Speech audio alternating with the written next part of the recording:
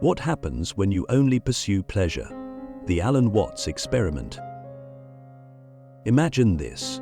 You wake up tomorrow with absolute freedom, no obligations, no work, no responsibilities, just an endless pursuit of pleasure. You can eat whatever you want, travel wherever you desire, indulge in every luxury, chase every thrill. At first it sounds like paradise, but here's the question. Would it stay that way? Or would something strange begin to happen? Alan Watts was one of the greatest thinkers of modern philosophy, and he often invited us to question the very nature of happiness and pleasure. He asked, if you could do anything, if life was just a game of chasing pleasure, where would it lead you? Would it bring you fulfillment, or would it trap you in an endless cycle of desire? We live in a world that constantly tells us that happiness is about getting more money, more experiences, more stimulation. We are bombarded with advertisements that promise joy through consumption. Society whispers in our ears, if only you had this, if only you experienced that, then you'd be truly happy. And so we chase. We run after pleasure like a dog chasing its own tail, never questioning if the chase itself is the problem. But here's where it gets interesting. Alan Watts pointed out that pleasure by its very nature is fleeting. The moment you experience it, it begins to fade. The first bite of a delicious meal is incredible, but by the 10th bite, the excitement dulls. The thrill of a new purchase fades within days or weeks. Even extreme pleasure, like partying, traveling, or indulging in luxuries, eventually loses its magic. And when that happens, what do? We seek more, we increase the dosage, we intensify the experience, but no matter how much we consume, the satisfaction never lasts. Click subscribe to this channel to get more profound insights. This is the trap of pleasure. The more we depend on it, the less fulfilling it becomes. It's like drinking salt water when you're thirsty. The more you drink, the thirstier you get. And yet we keep drinking, believing that the next pleasurable experience will be the one that finally makes us happy. But what if we've misunderstood happiness entirely? Watts invites us to think about pleasure not as an end goal, but as a byproduct of something deeper. He asks us to consider that true happiness might not be found in chasing pleasure, but in something much more subtle, something that can't be consumed, bought, or forced. So let's take this experiment further. Imagine you could live any life you wanted. You could design your perfect existence, every pleasure, every thrill, every desire fulfilled. At first, it would be exhilarating, the excitement of new experiences, the joy of indulgence. But what happens after a year, 5 years, a lifetime? What happens when there are no more surprises, no more challenges, no more meaning beyond pleasure itself? At some point, you would start craving something different. You would realize that pleasure alone is not enough. That without struggle, without contrast, without deeper purpose, life itself feels empty. And this is where many people find themselves today, drowning in distractions, consuming more than ever, yet feeling more lost than ever. So here's the real question. If pleasure alone cannot satisfy us, what can? If chasing happiness only leads to more chasing, then what's the alternative? The pleasure paradox. Why more is never enough. If pleasure alone led to happiness, then the wealthiest, most indulged people in the world should be the happiest. But we know this isn't true. Time and time again, we see celebrities, billionaires, and those who seemingly have everything still feeling empty, still searching for meaning. Some turn to even greater excess, more money, more parties, more distractions, while others break down, realizing that no amount of pleasure can fill the void inside. Why does this happen? Why does having everything still feel like nothing? Alan Watts suggested that this is because of a fundamental flaw in how we define happiness. We mistake stimulation for fulfillment. We believe that if we can just intensify our experiences, we will finally reach a state of lasting joy. But the problem is that the more we indulge, the more we dull our ability to feel joy at all. It's like turning up the volume on a speaker to the point where it distorts the sound. The same thing happens with pleasure. We increase the intensity, but in doing so, we lose the ability to appreciate the subtle joys of life. Think about the first time you achieved something you deeply desired. Maybe it was getting into a dream school, landing a job, or winning an award. The thrill was real, the dopamine hit was strong. But how long did it last? A day? a week, and then what happened? The excitement faded, and the mind immediately moved on to the next thing, the next goal, the next chase. This is the cycle of pleasure. It gives us highs, but never allows us to rest. It keeps us running, always needing more. But let's push this thought further. Imagine if you could eat your favorite food every day, as much as you wanted. At first, it would be incredible, but then slowly you'd start to lose interest. The taste would become ordinary. The excitement would fade. Eventually, something that once brought you joy would become boring, even repulsive. This is the law of diminishing returns, and it applies to everything. Money, success, relationships, indulgence. The more we consume, the less satisfaction we get from each experience. So, if more pleasure doesn't lead to more happiness, then what does? Watts argued that the secret isn't in chasing pleasure, but in paying attention to something deeper, the present moment. He believed that true joy comes not from external stimulation, but from a state of awareness, from being fully engaged in life as it is, not as we think it should be. Consider a child playing with a simple toy. They are completely absorbed, completely present. They are not thinking about the next thing, the next thrill. They are simply here, in this moment, fully alive. But as we grow older, we lose this ability. We become so focused on what's next that we forget to experience what's now. We trade presence for pursuit, and in doing so, we disconnect from the very thing that makes life meaningful. This is why people who have everything still feel empty, because pleasure alone cannot replace presence, because no amount of external stimulation can make up for a lack of internal peace.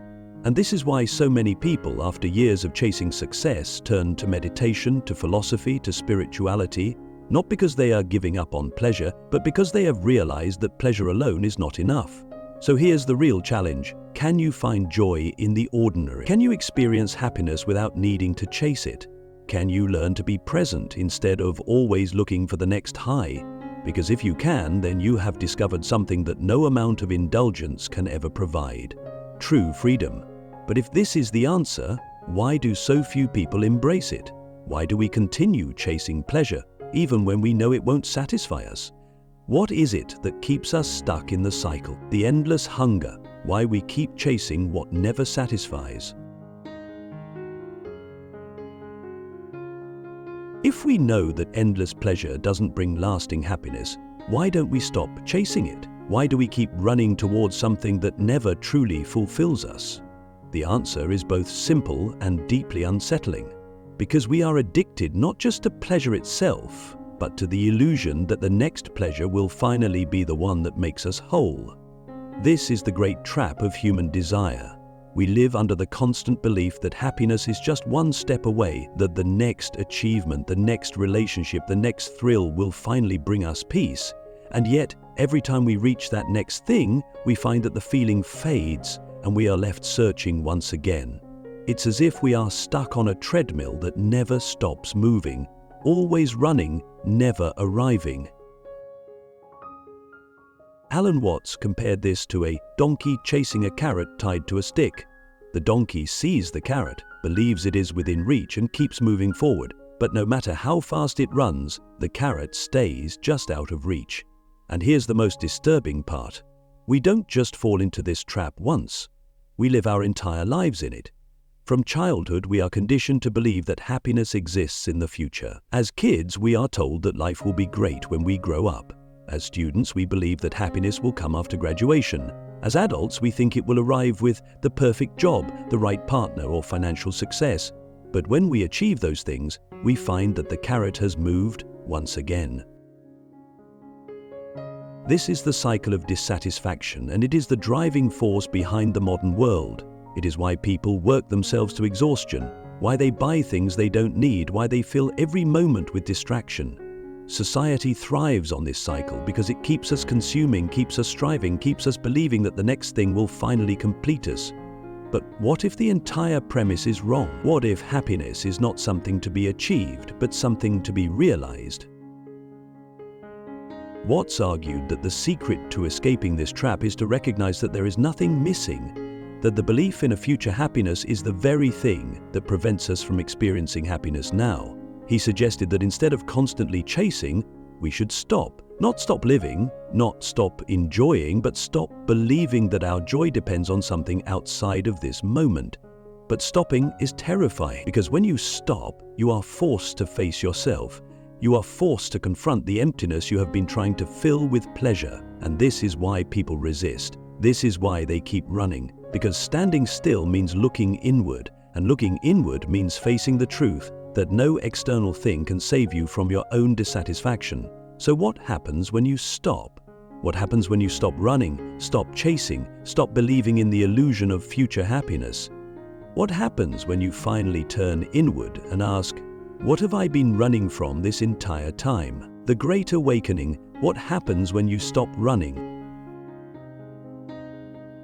So here we are. You've spent your whole life chasing something, pleasure, success, validation, only to find that the happiness you were promised always fades. The future never delivers on its promise of fulfillment, and no matter how much you achieve, how much you consume, how much you experience, the hunger always returns. But now, for the first time, you stop. You step off the treadmill. You stop chasing the carrot. And in that moment, something incredible happens. At first, there is fear, a deep, unsettling fear that you have wasted years, maybe even decades, running towards something that never existed. You feel a strange emptiness, not because you are lacking something, but because you are no longer distracting yourself from the truth. This is the moment most people avoid at all costs. The moment where they realize that no external thing will ever complete them. Some people, when faced with this truth, retreat. They dive back into the chase, searching for an even bigger distraction. But others, those willing to truly wake up, take a different path. Alan Watts called this awakening the realization that you are it. That the thing you've been searching for, peace, fulfillment, meaning, was never something outside of you. It was never in the future, never in the next experience. It was always here, always now, but you were too busy looking elsewhere to see it. This is the great paradox of happiness. The more you chase it, the further away it gets. But the moment you stop searching, it reveals itself. Look around you, right now, in this moment, without adding anything, without achieving anything, without changing anything. What is lacking? Not in the future, not in some imagined version of your life, right now. If you let go of all the desires, all the expectations, all the illusions, what remains? The answer is simple. Life itself, the present moment. The awareness that you are here, breathing, existing. And in that realization, something shifts. You begin to see that joy was never in the things you chased. It was always in your ability to be fully here, to fully experience life as it is. But this doesn't mean you stop enjoying life. It doesn't mean you reject pleasure or ambition. The difference is that now you are no longer a slave to them. You enjoy pleasure, but you don't need it to feel whole. You pursue goals, but you are not defined by them. You engage with life, but you are no longer running from yourself. This is true freedom, not the ability to indulge in endless pleasure, but the ability to be content without it. And here's the final question. If you knew, deeply, fully knew, that nothing outside of you could ever bring lasting happiness, how would you live differently? Would you still chase? Would you still run? Or would you finally allow yourself to just be? Because in the end, that is the only thing life has ever asked of you, to be fully, completely, unapologetically alive.